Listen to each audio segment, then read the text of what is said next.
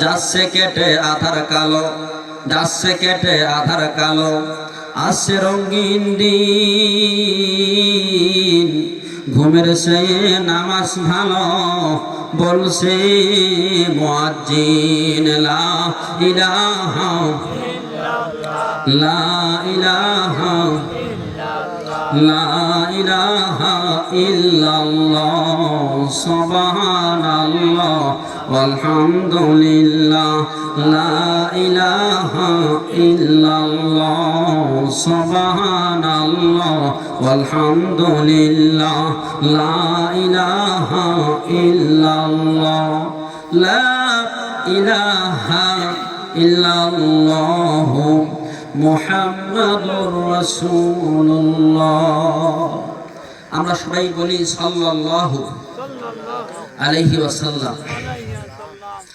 হরিণা গাড়ি মাহফিল কর্তৃক আয়োজিত আজকের এই মাহফিলের সম্মানিত সভাপতি, আজকের এই মাহফিলের সম্মানিত পরিচালক, আজকের এই মাহফিলের সম্মানিত গুরুত্বপূর্ণ একজন ব্যক্তি জনাব মাওলানা মোবারক করিম সাহেব, আমার সামনে বসা মুরব্বিয়ানে আজম, বন্ধু দুন্য যুবক ভাইরা, কচি কাঁচা নয়নের পুতুলি, ছোট্ট ছোট্ট মাসুম বাচ্চারা, আমার প্রাণ অধিক প্রিয় সম্মানিতা মা ও বোনেরা, আসসালামু আলাইকুম ওয়া রাহমাতুল্লাহি ওয়া বারাকাতুহু।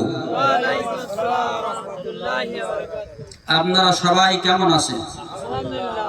আল্লাহ পাকের শুকর যে আল্লাহ পাক রব্বুল আলামিন আমাদেরকে বেছে বেছে কোরআনের মজলিসে, ইসলামের মজলিসে, এমন এক মজলিসে যে আল্লাহ আমাদের আশার তৌফিক দান করেছেন, সেই আল্লাহকে খুশি করার নিমিত্তে মাথা অবনত চিত্তে বলিষ্ঠ আওয়াজে উচ্চ কণ্ঠে মুসলমান হিসাবে জোরে সরে সবাই বলি আলহামদুলিল্লাহ। এই যে আলহামদুলিল্লাহ বললাম, এইটুকু শক্তি কে দিয়েছে? আমাদের জবান দেবার মালিক কে? জবান না দেবার মালিক কে? সকল ক্ষমতার মালিক কে? तमाम বিশ্বের মালিক কে? চুরি করার মালিক কে? হ্যাঁ, চুরি করার মালিক আল্লাহ। এই আমাদের অবস্থা। মাঝে মধ্যে আমি আমাদেরকে টেস্ট করব, পরীক্ষা করব যে শ্রোতাগুলি কোন জুতির। ব্রেক ফেল করলেই হবে না, ব্রেক ঠিক রাখতে হবে। বুঝতে পেরেছেন? আমি জিজ্ঞাসা করলাম চুরি করার মালিক কে? আল্লাহ। সব দোষ তো আল্লাহ দেওয়া যাবে না, বলে আল্লাহ কোনো দোষ আছে? এজন্য আমাদেরকে আমি টেস্ট করব, পরীক্ষা করব শ্রোতাগুলি কোন জুতির। আপনারা দেখবেন গাড়ি যিনি চালায় ওর নাম কি? ড্রাইভার। আর যিনি গেটের সামনে দাঁড়ায় হাওমা করে ওর নাম কি? হেল্পার। উনি হাওমাও কেন করে জানেন? মানে হেল্পার যদি হাওমাও না করে ড্রাইভার গাড়ি চালায় মোটে জুত পায় না। তা আমরা যদি হাওমাও না করেন, বক্ত যদি ভালো হোক, বস কোনো মোটে জুত পাবে না। কথা বলেন ঠিক কি না? আবার দেখবেন গাড়ি দিয়ে আবার ধাক্কা মারে হেল্পার, ধাক্কা মেরে টেস্ট করে যে ড্রাইভার কোন জুতি। যদি ড্রাইভার খারাপ হয় তাহলে একে ধাক্কায় গাড়ি খানায় নিয়ে যায়। বুঝেন নাই? এই জন্য আমি আপনাদেরকে টেস্ট করবো শ্রোতা কোন জুতির। ব্রেক ফেল করলে হবে না, ব্রেক ঠিক রাখতে হবে। এখন জোরে নারাই তাকবীর স্লোগান হবে, নারাই তাকবীর, নারাই তাকবীর। আল কোরআনের আলো, আল হাদিসের আলো, কোরআন সুন্নাহর আলো, টিভি সিডির আলো। হ্যাঁ, টিভি সিডির আলো ঘরে ঘরে জ্বলো। আমাদের এই অবস্থা। কেউ কেউ বলছে এই জন্য পরীক্ষায় ফেল করলে হবে না, পরীক্ষায় পাশ করতে হবে। টিভি সিডির আলো ঘরে ঘরে জ্বলো। ঘরে টিভি জ্বলাইয়া সব সমাজকে শেষ হয়ে গেছে। কথা বলেন ঠিক কিনা? সম্মানিত বন্ধুগণ, আমার কোরআনের মাহফিলে আসলে সওয়াব হয় না গুনাহ হয়? সওয়াব হয়। যাক, শুনে খুশি হলাম। আমি সেদিন এক মাহফিলেতে জিজ্ঞাসা করলাম, কোরআনের মাহফিলেতে আসলে সওয়াব হয় না গুনাহ হয়? এক মুরব্বী ঘুমুচ্ছের বলতে গুনাহ হয়। ঘুমুচ্ছিল বলে বুঝতে পারি নাই। এজন্য কোরআনের মাহফিলে বুঝে শুনে জবাব দিতে হবে। আমরা মাহফিলে আসতে পেরে বসতে পেরে খুশি না বেজার? আল্লাহ পাক রব্বুল আলামিন আমাদেরকে আসার তৌফিক দান করেছেন। সেই আল্লাহর দরবারে সবাই শুকরিয়া স্বরূপ বলি আলহামদুলিল্লাহ। আলহামদুলিল্লাহর শব্দের আল্লাহ নবীজি মসজিদে নববীতে ওয়াজ করতেছে, বয়ান দিচ্ছে সাহাবীদের সামনে। এমন সময় আল্লাহ নবীজির প্রিয় সাহাবী হযরতে আসমা রাদিয়াল্লাহু তাআলা আনহা ডাক দিয়ে বলে, নবী আপনি যখন ওয়াজ করেন, আপনার সাহাবীরা যখন ওয়াজ শোনে, আপনি ঘন ঘন আলহামদুলিল্লাহ বলাই নেন। ওগো নবী, আলহামদুলিল্লাহর দাম কত বেশি, আমি আসমা আপনার জবানে শুনতে চাই, বলুন সুবহানাল্লাহ। আল্লাহ নবী ডাক দিয়ে বলল, গো আসমা, তোমাকে আমি কি দিয়া বোঝাবো? 42 রাত আর 42 দিন শেষ হয়ে যাবে, কিন্তু আলহামদুলিল্লাহর একটা অক্ষরের দাম লেখা শেষ হবে না। আলহামদুলিল্লাহ, ও আসমা তুমি শুনে নাও, আলহামদুলিল্লাহর শব্দের অক্ষর লিখতে আমার আল্লাহ 8টি হরফ ব্যয় করেছে। বলুন তো কয়টি? 8টি। জান্নাত কয়টি? 8টি। তাই আলহামদুলিল্লাহ শব্দের অক্ষর 8টি, জান্নাতও 8টি। ওগো আসমা তুমি শুনে নাও, একটা একটা অক্ষরে আমার আল্লাহ একটা একটা জান্নাত তৈরি করেছে। হযরতে আসমা রাদিয়াল্লাহু তাআলা আনহা জিজ্ঞাসা করে, ওগো নবী, বুঝলাম একটা একটা অক্ষরে আমার আল্লাহ একটা একটা জান্নাত তৈরি করেছে।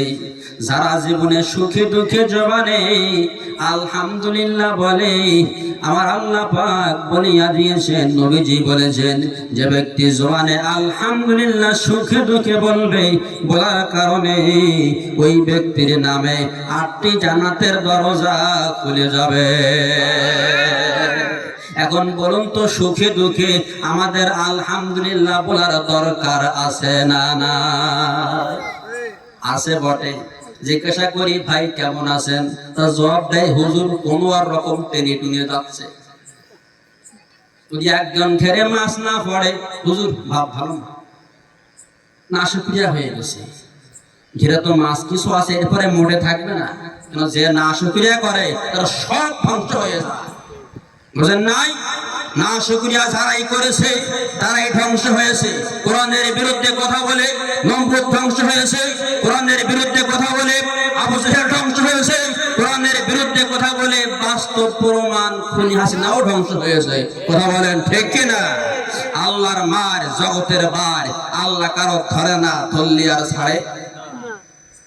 আল্লাহ যখন নমরুদকে যখন ধরেছে, জুতার বাড়ি খাইছে। ফেরাউনকে আল্লাহ যখন ধরেছে, ইন্দুরির মতো সুফয়া সুফয়া মরেছে। এমন ভাই সুফয়া সুফয়া মরেছে, পানি খাইতে খাইতে তাফসীর প্রমাণ করেছে ফেরাউনের পেট হয়েছে মোটরসাইকেলের তেলের ট্যাঙ্কি। এমন একটা অবস্থা। বাস্তব প্রমাণ। কোরআনের বিরুদ্ধে অ্যাকশন নিয়ে আবু জেহেল 12 বছরের বাচ্চা সন্তানের হাতে কানের পর্দা ফেটে মারা গিয়েছে। বাস্তব প্রমাণ। কোরআনের বিরুদ্ধে কথা বলে আলেমদের বিরুদ্ধে আইন পাশ করে বাংলাদেশের মন্ত্রীও দুপুরের ভাত খাওয়ার সময় পায় না। সম্মানিত বন্ধুগণ আমার, কুরআনুল কারীমের মধ্যে আমার আল্লাহ 30 পারা কোরআন তৈরি করেছে। এই 30 পারা কোরআন যার মাথা থেকে পা পর্যন্ত বিদ্যমান থাকবে।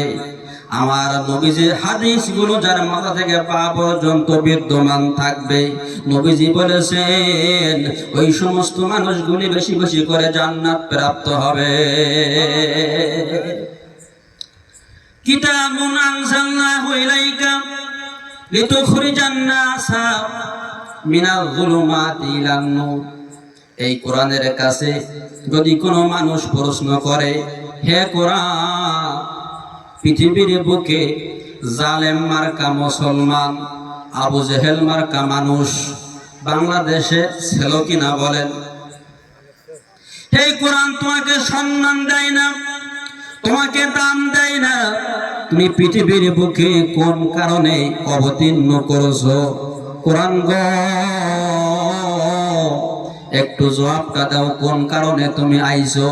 কোরআন বলতেছেন কিতাবুন আনজালনাহু ইলাইকা লিতুখরিজান নাসা মিনাল যুলুমাতি ইলান নূর। আরো জোরে বলেন। আল্লাহু আকবার বললে আমলে লাভ হবে তিনটা। বলুন তো কয়টা? এক নাম্বার, আল্লাহু আকবার বলার কারণে আল্লাহ পাক 70 বার জবাব দিবে। দুই নাম্বার, আল্লাহু আকবার বলার কারণে কলবের ময়লা, অন্তরের ময়লা পরিষ্কার হয়ে যাবে। তিন নাম্বার, আল্লাহু আকবার বলার কারণে যদি কারোর কোন সমস্যার কারণে যদি মুনাফিকের খাতায় নাম চলে যায়, তাহলে মুনাফিকের খাতা থেকে নাম কেটে যাবে। এই জন্য মুসলমান কোরআন তেলাওয়াত যখন হবে তখন উচ্চ আওয়াজে আল্লাহকে খুশি করার জন্য বলতে হবে আল্লাহু আকবার। আল্লাহ পাক রব্বুল আলামিন বলেন, পৃথিবীর বুকে আমি আল্লাহ কোরআন কেন নাজিল করেছি তোমরা কি জানো? তোমরা কি খবর রাখো? কিতাবুন আনজালনাহু ইলাইকা লিতুখরিজান নাসা মিনাল যুলুমাতি ইলান নূর। পৃথিবীর বুকে আমি আল্লাহ কোরআন নাজিল করেছি মানুষগুলোকে অন্ধকার পথ থেকে ফিরাইয়া আলোর পথে আনার জন্যে। টিভি দেখা মানুষগুলোকে টিভি থেকে ফেরানোর জন্যে, সিনেমা দেখা মানুষগুলোকে সিনেমা থেকে ফেরানোর জন্যে, যৌতুক নেবা মানুষগুলোকে যৌতুক থেকে ফেরানোর জন্যে, ভোট চুরি করা মানুষগুলোকে ভোট চুরি থেকে ফেরানোর জন্যে, সুদ খাওয়া মানুষগুলোকে সুদ থেকে ফেরানোর জন্যে, ঘুষ খাওয়া মানুষগুলোকে ঘুষ থেকে ফেরানোর জন্যে, যারা জমির আইল ঠেলে খায় এই আইল ঠেলা থেকে ফেরানোর জন্যে আমি আল্লাহ পৃথিবীর বুকে কোরআন নাজিল করেছি। সম্মানিত বন্ধুগণ আমার, তাহলে পৃথিবীর বুকে কোরআন নাজিল করেছে অন্ধকার পথ থেকে আলোর পথে নিয়ে যাবে। সেই কোরআনটা আমরা পাইলাম, পাওয়ার পরেও অন্ধকার পথের যাত্রী আমরা থেকে গেলাম। কথা বলেন ঠিক কিনা? সম্মানিত মুসল্লিয়ানে কেরাম, আপনারা বলতে পারেন হুজুর আমরা 5 ওয়াক্ত নামাজ পড়ি, আমাদের মুখে দাড়ি আছে, কেমন করে আমরা অন্ধকার পথের যাত্রী আমরা থাকলাম? বন্ধুরে, যদি আমরা অন্ধকার পথে না থাকতাম, তা না হলে টাকা হলে জনমের মতন সুদে কাটাইতে পারতাম না। কথা বলেন ঠিক কিনা? তারা সুদ খায়, আর কথা বলেন না।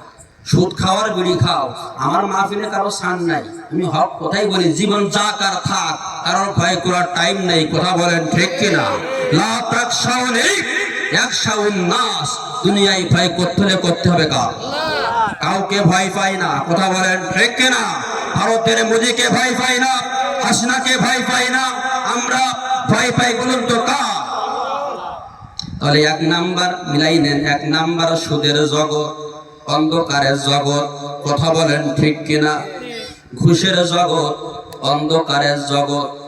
অন্ধকারের জগৎ হলো পহেলা বৈশাখ অনুষ্ঠান পালন করে 500 টাকা দামের পচা পান্তা ভাত খাওয়া। কথা বলেন ঠিক কিনা? অন্ধকারের জগৎ হলো মেয়ে পক্ষের কাছ থেকে জোরপূর্বক যৌতুক আদায় করা। এইরকম জানোয়ার আমাদের সমাজে আছে না নাই? সম্মানিত বন্ধুগণ আমার, কোরআন এসেছে যৌতুক থেকে ফিরাবে, কিন্তু আজকাল সব যৌতুকের পাল্লা বেশি করে ভারী গেছে। কথা বলেন ঠিক কিনা?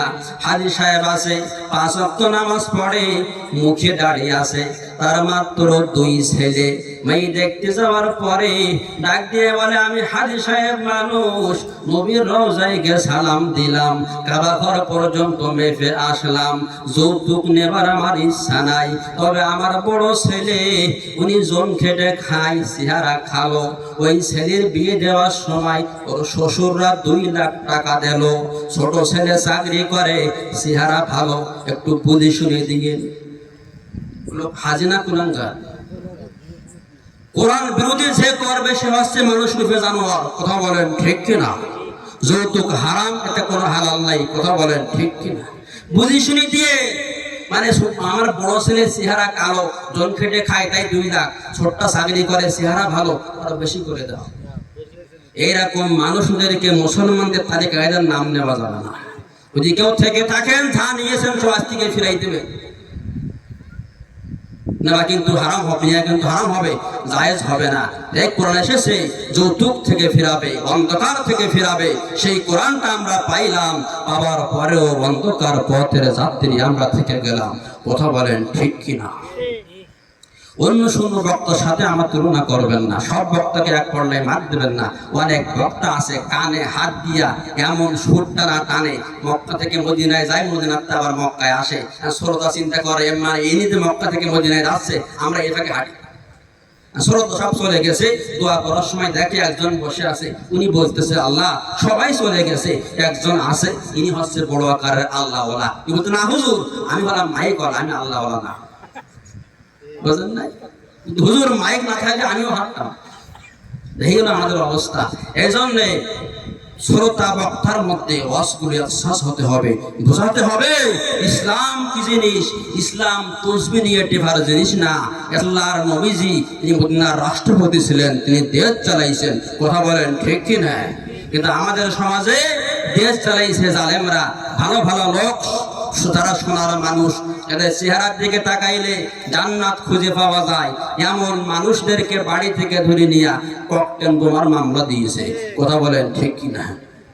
সে লোক কিছু জানে না, হজ করতে গেছে, হঠাৎ খবর শুনে তোমার নামে ককটেল বোমার মামলা। কেন? আমি তো হজে আছি। ওই হজে আইলেও সান নাই, তোমাদের সাইনবোর্ড আছে, বুঝলেন নাই?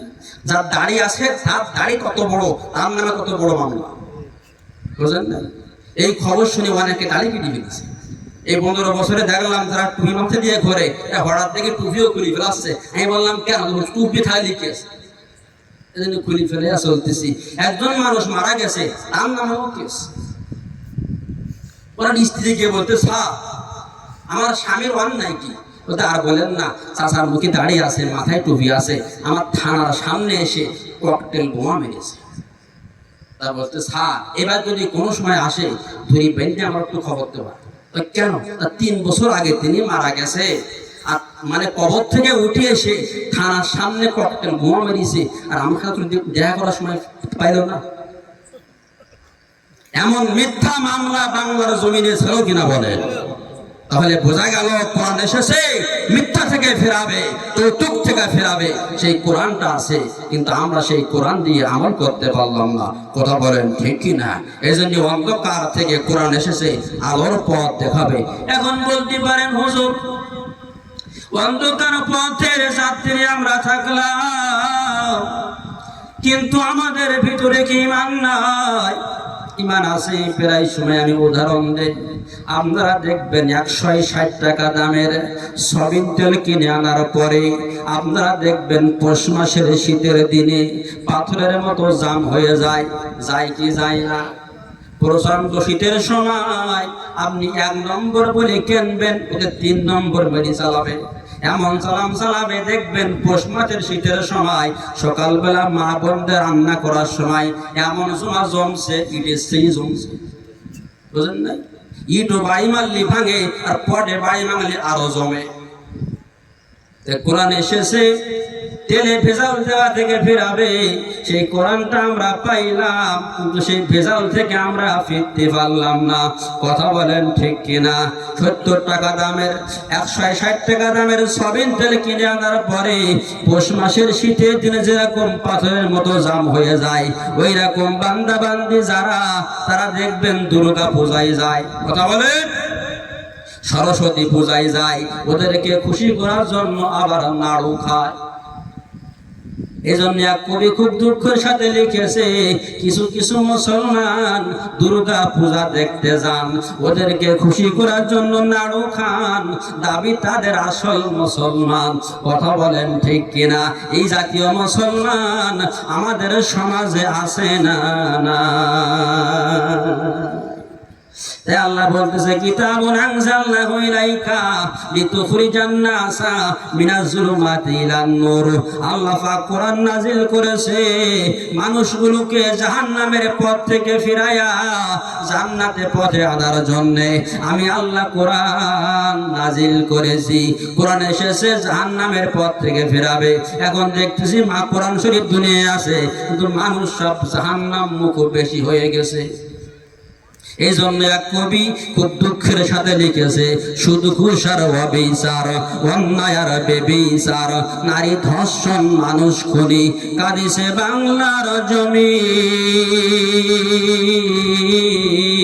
বিদায় হতে চলেছে আজি আমার নবীর রক্তে মাখা দিন। কথা বলেন ঠিক কিনা? বাংলাদেশের মুসলমান করে আল্লাহর নাফরমান, বিপদে পড়ে ফেলাই চোখের পানি আর ডাক দিয়ে বলে আল্লাহ আমরা তো তোমায় খুব বেশি মানি। আর আল্লাহ ডাক দিয়ে বলে তোরা যে কত বড় এক নম্বরে সিটার এটা আমি আল্লাহ ভালো করে জানি। কথা বলেন ঠিক কিনা? সম্মানিত বন্ধুগণ আমার, এই সমাজে 15 বছর দেখলাম কুকুরের রক্তর মূল্য ছিল, ছাগলের রক্তর মূল্য ছিল, ভেড়ার রক্তর মূল্য ছিল, আপনার জালেমের রক্তের মূল্য ছিল, কিন্তু এই সমাজে খাঁটি আলেমের রক্তের কোনো মূল্য ছিল না। কথা বলেন ঠিক কিনা? শুধু খাঁটি আলেম নাই, খাঁটি মুসলমানদের রক্তের কোনো মূল্য ছিল না। কথা বলেন ঠিক কিনা? যে দেশে মুসলমানদের রক্তের মূল্য থাকে না, যে দেশে আলেমের রক্তের মূল্য থাকে না, এই দেশে গজব ছাড়া কিছু আসতে পারে না। কথা বলেন ঠিক কিনা? সম্মানিত বন্ধুগণ আমার, ইন্না আরাদনাল আমানাত, এই কোরআনকে আল্লাহ তৈরি করার পরে আল্লাহ ডাক দিয়ে বলল ইন্না আরাদনাল আমানাত আলাস সামাওয়াতি ওয়াল আরদ। ও আসমান তুমি আমার কোরআনটা নাও। আসমান বলে না গো আল্লাহ না, কোরআন যে দামি জিনিস, কোরআন যে ভারী জিনিস, আমি আসমান কোরআন নিয়ে সহ্য করতে পারবো না। বলুন সুবহানাল্লাহ। আল্লাহ ডাক দিয়ে বলে জমিন তুমি আমার কোরআনটা নাও। জমিন ডাক দিয়ে বলে না গো আল্লাহ না, কোরআন যে দামি জিনিস, কোরআন যে ভারী জিনিস, আমি জমিন কোরআন নিয়ে সহ্য করতে পারবো না। বলুন সুবহানাল্লাহ। দুনিয়ায় আসমান বোঝে, আসমান কোরআন নেইনি, জমিন বোঝে, জমিন কোরআন নেইনি। আল্লাহ ডাক দিয়ে বলে পাহাড় রে, ওয়াল আরদি ওয়াল জিবাল। জিবাল মানে হচ্ছে আপনার পাহাড়। আল্লাহ পাহাড়কে ডেকে বলল পাহাড় রে তুমি আমার কোরআনটা নাও। পাহাড় ডাক দিয়ে বলে মিন খাশিয়াতিল্লাহ, ও আল্লাহ কোরআন যে ভারী জিনিস, আমার পাহাড়ের উপরে কোরআন দেবার সাথে সাথে আমি পাহাড় খসে পড়ে যাব।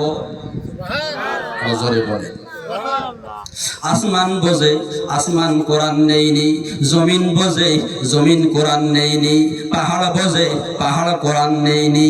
ও হামালাহাল ইনসান, আপনারা বলেন তো ইনসান মানে কি? মানুষ। এই কোরআন গ্রহণ করেছে একমাত্র মানুষে। বলুন সুবহানাল্লাহ।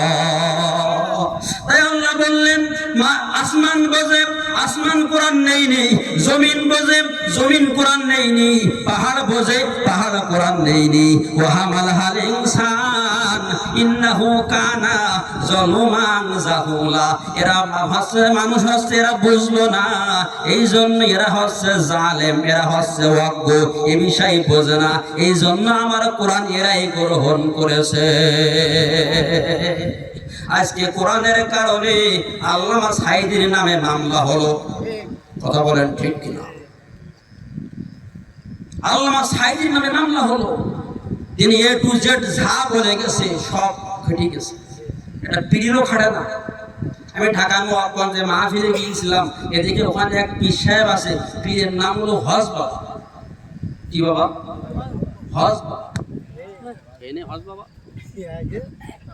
সবাই জিকির করে সুবহানাল্লাহ আলহামদুলিল্লাহ লা ইলাহা ইল্লাল্লাহ সুবহানাল্লাহ আলহামদুলিল্লাহ লা ইলাহা ইল্লাল্লাহ সুবহানাল্লাহ আলহামদুলিল্লাহ লা ইলাহা ইল্লাল্লাহ সুবহানাল্লাহ আলহামদুলিল্লাহ লা ইলাহা ইল্লাল্লাহ সুবহানাল্লাহ জোরে পড়েন আমরা চা লাগবে জোরে পড়েন সুবহানাল্লাহ আলহামদুলিল্লাহ লা ইলাহা ইল্লাল্লাহ সুবহানাল্লাহ আলহামদুলিল্লাহ লা ইলাহা ইল্লাল্লাহ সুবহানাল্লাহ আলহামদুলিল্লাহ লা ইলাহা ইল্লাল্লাহ সুবহানাল্লাহ আলহামদুলিল্লাহ লা ইলাহা ইল্লাল্লাহ সুবহানাল্লাহ ওয়ালহামদুলিল্লাহ লা ইলাহা ইল্লাল্লাহ লা ইলাহা ইল্লাল্লাহ মুহাম্মাদুর রাসূলুল্লাহ সাল্লাল্লাহু আলাইহি ওয়াসাল্লাম। আমি গেলাম দেখি ওখানে পেশ সাহেবের নাম হলো হজ বলা। আমি বললাম এখানে কাজ কি? হুজুর আপনি তো বক্তা মানুষ, আমাদের হজ খুব ভালো, কালকে আপনার হজ শুনেছি, তা কাজ করেন। হুজুর আপনার নামে তো আলহাজ নাই, আপনি আমাদের এই হজ বাবা কষ্ট করে 7 লাখ টাকা খরচ করে মক্কা মদিনায় যাওয়া লাগবে না। আমাদের বাবা এখানে বসে আছে, আপনার মাটি দিয়ে কাবা বানানো, এইখানে আপনি 7 বার ঘোরেন, আপনি আলহাজ হয়ে যাবেন। জোরে বলেন। বললাম কি বলেন আপনি? এখানে 7টি পাক মারলে সে আলহাজ। ওই সে কীর্তিকলাপগুলো আমি দেখে ওদের নামে আমি একটা গান তৈরি করেছি, আপনারা কি শুনবেন? বলবো খাজার নামে মাজার করে, খাজার নামে মাজার করে দেখায় ওরা খাজার শান, দিনে করে ভণ্ডামি আর রাত্রি মারে গাজায় টান। কথা বলেন ঠিক কিনা? দাড়ি টুপি নাই দেওদের, আসে শুধু চুল, সুন্নাতের খবর নাই, আসে কেরসুল। ভণ্ড মাজারে যাবে যারা তারা হবে সর্বহারা, ভণ্ড মাজারে যাবে যারা তারা হবে ঈমান হারা। দেখলে যায় না সে না মানুষ নাকি হনুমান, দিনে করে ভণ্ডামি আর রাত্রি মারে গাজায় টান। এরকম কুলাঙ্গার পীর আমাদের সমাজে ছিল কিনা বলেন? ভণ্ড পীর জায়গা বাংলার জমিনে হবে না, কথা বলেন ঠিক কিনা? কোন ফেরাউনের জায়গা, কোন নাস্তিকের জায়গা বাংলার জমিনে হবে না, কথা বলেন ঠিক কিনা? এটা সাধারণের জমিন, এই জমিনে কোরআন থাকবে এবং চলবে, কথা বলেন ঠিক কিনা? পৃথিবীর জমিন থেকে কোরআন কারোর উড়াই দেওয়ার ক্ষমতা নাই। আছে কোরআনের বিরুদ্ধে যখন কথা বলেছে যারা, কোনো অস্তিত্ব নাই। একটা গানের প্যান্ডেলে একটা নারীর দেহে রাত 12টার পরে এক টুকরা কোনো সুতার কাপড় থাকে না, সেখানে 144 ধারা জারি হয় না। কোরআনের মাহফিল যেখানে 144 ধারা জারি ছিল সেখানে, কথা বলেন ঠিক কিনা? বাতাস চিরদিন জালেমের পক্ষে থাকে না, কথা বলেন ঠিক কিনা? উত্তর দিকের বাতাস দক্ষিণ দিকে ঘুরে যায়, বাতাস চিরদিন আবু জেহেলের পক্ষে থাকে না, নবীর পক্ষে ঘুরে যায়। বাতাস চিরদিন ফেরাউনের পক্ষে থাকে না, মুসার পক্ষে ঘুরে যায়। বাতাস চিরদিন নমরুদের পক্ষে থাকে না, ইব্রাহিম নবীর পক্ষে ঘুরে যায়, কথা বলেন ঠিক কিনা? বাতাস যেই ঘুরে গেছে, শয়তান বন্মায়ের জানোয়ার লুচ্চাগুলো সব দেশ ছেড়ে পালিয়েছে, কথা বলেন ঠিক কিনা? তারা কি আর আছে? বোঝেন নাই? এই দেশের কিছু কিছু নেতা দিয়েছে আমাদের প্রিয়তম নেত্রী ফজরের নামাজ পড়ে, নামাজের পরে তিনি কোরআন শরীফ পড়ে, তসবিহ টেপে, আবার তিনি বারবার হজ করে।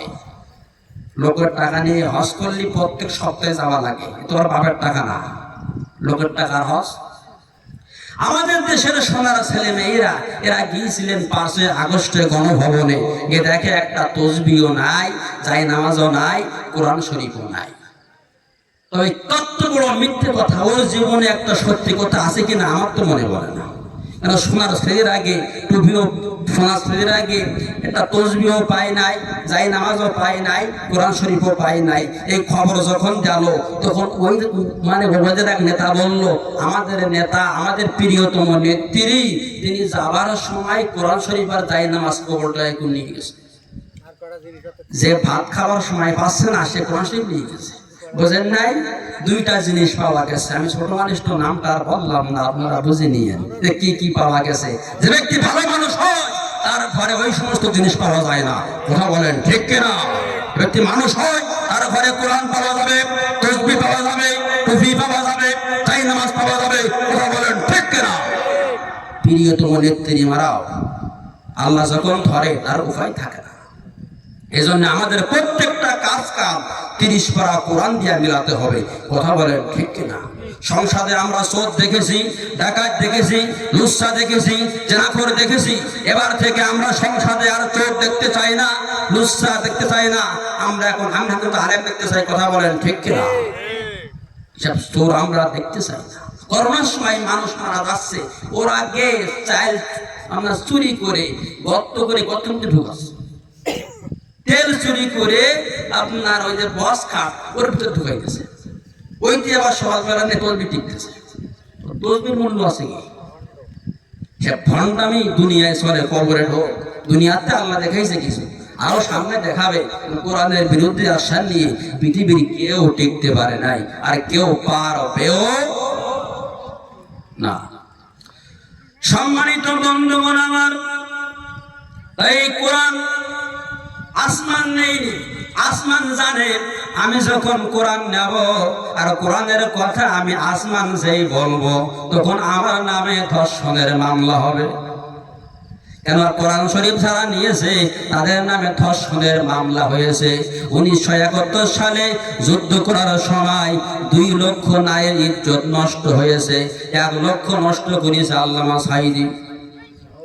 আরো জোরে বলেন না।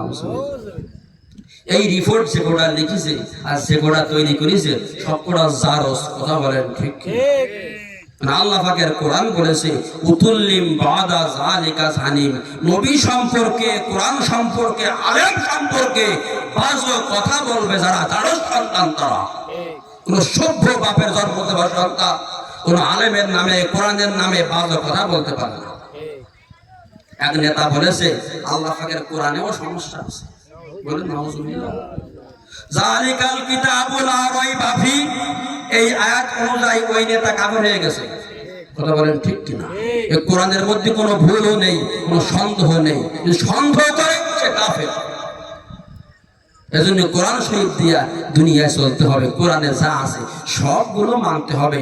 আমার নবী প্রথম দাওয়াত দিয়া নবীর নামে 6টা মামলা হলো। আমার নবীর নামেও ধর্ষণের মামলা হয়েছিল। নবীন কোরআনের দাওয়াত দিয়ে কে যে মামলা খায়, 6টা মামলা হয়, জেল খাটে। আর এরাই দাওয়াত দেয়, কোনো মামলা হয় না। বুঝেন নাই? এটা বলেই দিয়ে গেছে আল্লাহর নবীর কোনো দোষ ছিল না।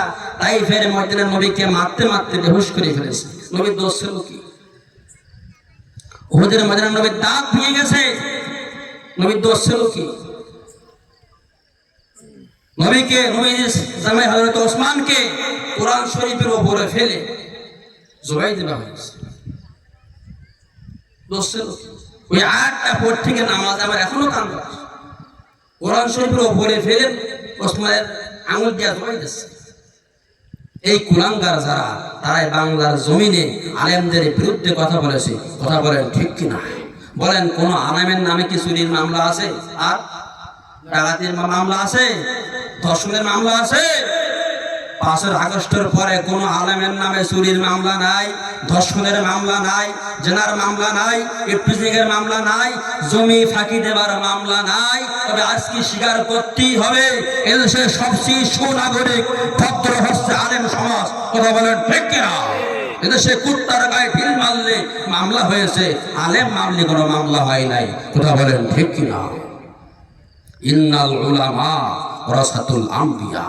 আল্লাহ নবীজি বলেছেন আলেম এরা হচ্ছে আমার নবীর রক্ত, এরা হচ্ছে আমার ওয়ারিস। বলুন সুবহানাল্লাহ। নবীর রক্তদেরকে মিথ্যা মামলা দিয়ে জেলে ঢোকাও, এর বেগ আছে। কোন পর্যন্ত তবে কোনো গ্যারান্টি নাই। এই জন্য ইসরায়েলিরাও বুঝতে পারে নাই যে এখন কি সামনে হবে। এরা মুসলমানদেরকে মারতেছে, ধরতেছে, ক্ষমতার দাপট দেখাচ্ছে। আল্লাহর গজব যখন শুরু হবে এরা স্যান্ডেল পায়ে দেবার সময় পাবে না। কথা বলেন ঠিক কিনা? এই ইসরায়েলের বামপন্থীরা তোমরা শুনে নাও, শিখে নাও। আলেমদের বিরুদ্ধে কথা বলে মুসলমানদের গায়ে আঘাত করে নম্বর রক্ষা পায়নি, আবু জাহেল রক্ষা পায়নি, তোমরাও পাবা না। কথা বলেন ঠিক কিনা? ইমানে জজবি তাকওয়া আওয়াজ দরকার। এই ওয়াজ এক শ্রেণীর লোকের ভালো লাগবে না, তারা হচ্ছে মুনাফিক, যে ইমানের মধ্যে ভেজা। বুঝেন নাই? জিকির করে আর তসবিহ টেপে টিপতে গিয়ে আইল ছাড়তে গিয়ে সব লোকের তুমি ভিতরে ঢুকি আনে। এই গ্রুপের লোক ছাড়া তাই এই ওয়াজ ভালো লাগবে না। কিন্তু যারা খাঁটি মুমিন হক্কানি আলেম ছাড়া এরকম ওয়াজ শুনলে যাদাতুল ঈমানা, ঈমান যা আছে আরো সব বেড়ে যাবে। আল্লাহর নবী মসজিদে নববীতে ওয়াজ শুরু করেছে। ওয়াজ শুরু করার পরে আবু জেহেলের শয়তানি বেড়ে গেছে। আর যাদাতুল ঈমানা, আবু বকর সিদ্দিকের ঈমান আরো বেড়ে গেছে। নবীর বয়ানে একজনের শয়তানি বাড়ে, আরেকজনের ঈমান বাড়ে।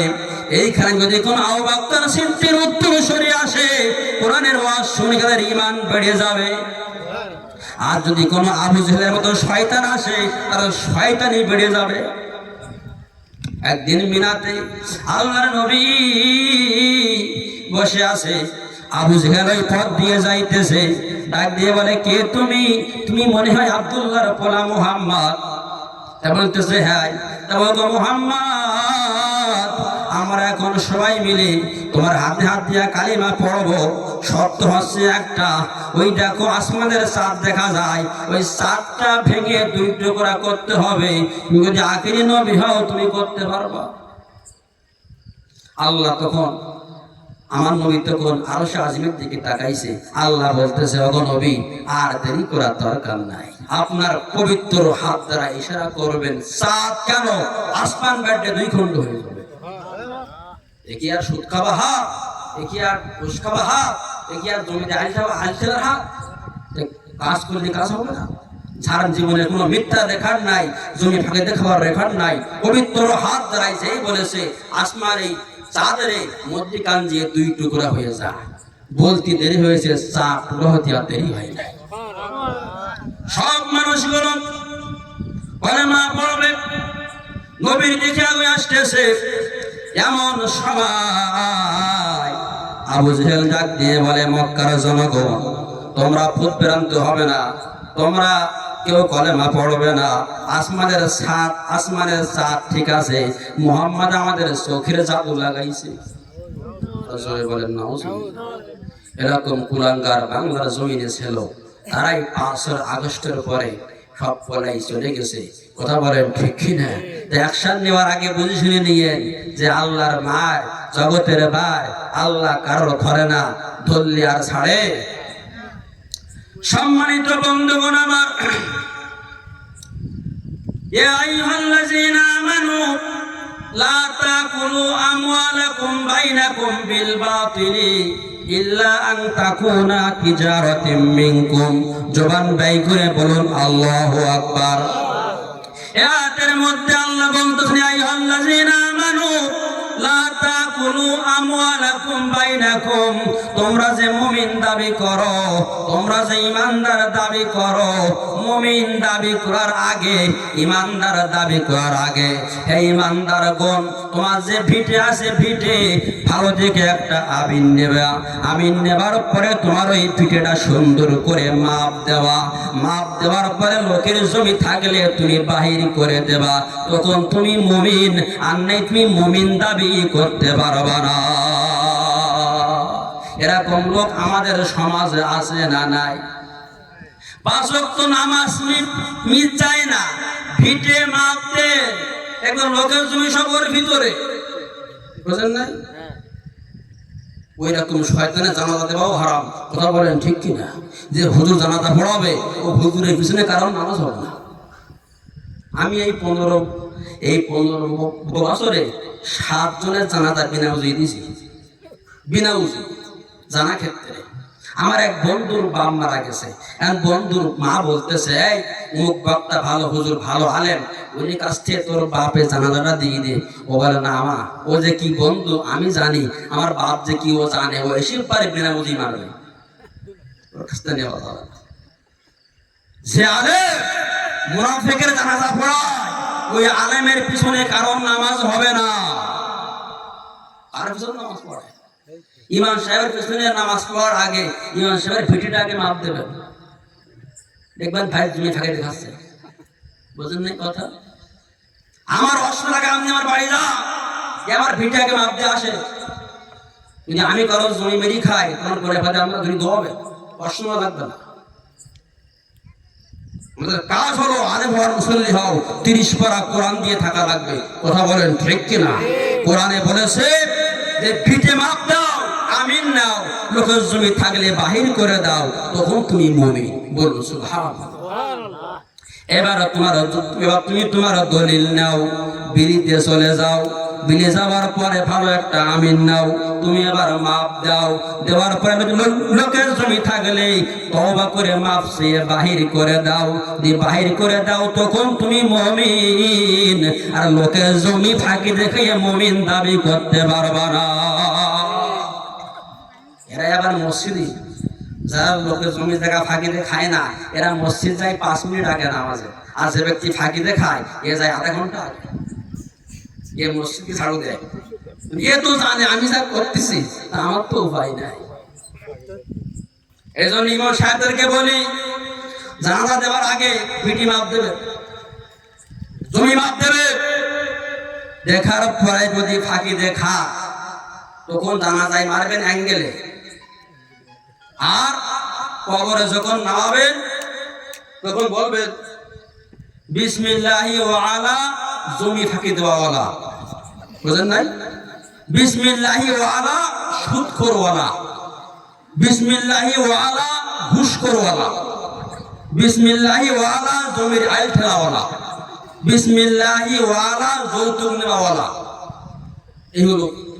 এর বাইরে যদি কেউ বলে ইমাম সাহেব মুনাফিক। আমি আগে গিয়ে দেখি যে মুসল্লি কোন জুতির, যদি দেখি এই মুখে মুখে দাড়ি নেই, আমি তখন বলি বিসমিল্লাহি ওয়া আলা দাড়ি কাটাওয়ালা। নবীর তো লোকে দেওয়া যাবে না। যে ব্যক্তি নবীর গোলায় ছুরি দেয় সে আবার কেউ নবীর উম্মত, যে আবার নবীর দলের লোক। কিয়ামতের ময়দানে যারা বক্তা, এদের আগুনের কেউসি দিয়া জিব্বা কাটা হবে। ওয়াজ করতে আমার ভয় করে, কোন দিন যে আমার ঘাড়ে এসে পড়ে আল্লাহর কাছে অভিধা করতে হবে। এজন্য হক কথাগুলো বলতেই হবে।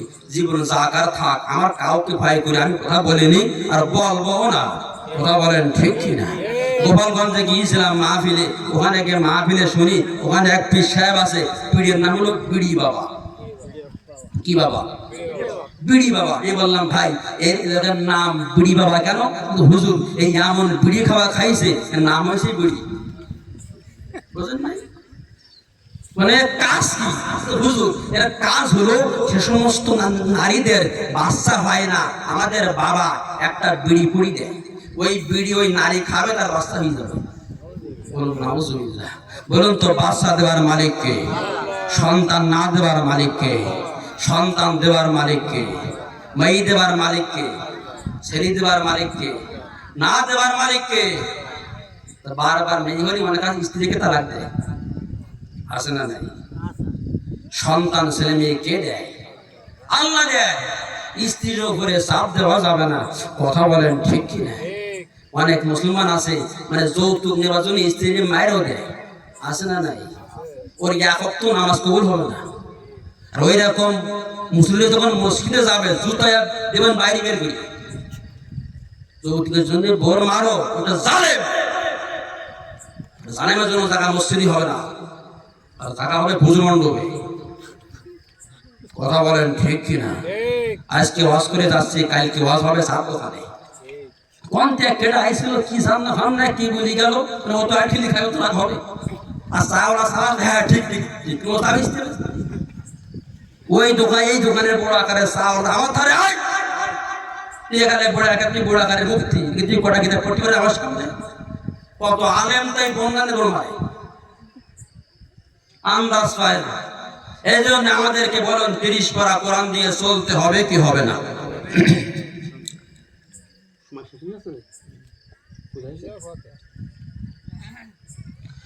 সম্মানিত বন্ধুগণ, আমার মক্কা নগরে আমার নবী যখন কোরআনের দাওয়াত, ইসলামের দাওয়াত শুরু করেছে, আমার নবীজি যখন একের পর এক দাওয়াত দিচ্ছে, আমার নবীজি চেহারা দেখার পরে মানুষগুলো সব ঝাঁকে ঝাঁকে কলেমা পড়ে মুসলমান হয়ে যাচ্ছে। আমার নবী চেহারা দেখে মানুষ কলেমা পড়ে মুসলমান হয়, আর আমাদের চেহারা দেখে নামাজ পড়া মানুষ নামাজ পড়া বাদ দেয়। বলে হুজুর নামাজ পড়বো কি? আপনার পিছনে প্রথম কাতারে নামাজ পড়ে আব্দুল করিম আল ফেরাজম। সম্মানিত বন্ধুগণ আমার, সে যুগে বাদশাহ ছিল ওয়ালিদ, তার কানে আওয়াজ চলে গেছে, ওয়ালিদের কানে আওয়াজ চলে গেছে। ডাক দিয়ে বলে, ওয়ালিদ রে, তুমি তো এখন বাদশাহ, কিন্তু এই সমাজে এমন এক মানুষ আল্লাহর পক্ষ থেকে নবুয়ত পেয়েছে। নবুয়ত পাওয়ার পরে সে ব্যক্তি চেহারা দেখে মানুষগুলো সব কলেমা পড়ে মুসলমান হয়ে যাচ্ছে। আমার মনে বলে তোমার এই ক্ষমতা আর থাকবে না। এই খবর যখন শুনল ওয়ালিদ, ও তখন বলে গেল মুহাম্মদ কোরআনের দাওয়াত দিচ্ছে, ইসলামের দাওয়াত দিচ্ছে, ও একটা পাগল। বলুন নাউজুবিল্লাহ, বলুন মুহাম্মদ নবীজি পাগল না ভালো? ভালো, পাগল বলেছে। আল্লাহ বলতে, জিবরাইল আর দেরি করিস না, আমার বন্ধুকে কোরআনের কথা বলার কারণে, ইসলামের কথা বলার কারণে পাগল নাম নিয়েছে। ও জিবরাইল আর করিস না দেরি, জলদি করে চলে যা তাড়াতাড়ি। আমার বন্ধু মুহাম্মদ নবীকে পাগল বলেছে যিনি, যারও সন্তান তিনি। কথা বলেন ঠিক কিনা? উতুল্লিম বাদালিকা জানি। আমার প্রিয় বন্ধু মুহাম্মদ নবীকে পাগল বলেছে যিনি, যারও সন্তান তিনি। কথা বলেন ঠিক কিনা? আল্লাহর নবীজি জিবরাইল নবীর ধারে আগমন করেছে, আর ডাক দিয়ে বলে, নবী গো,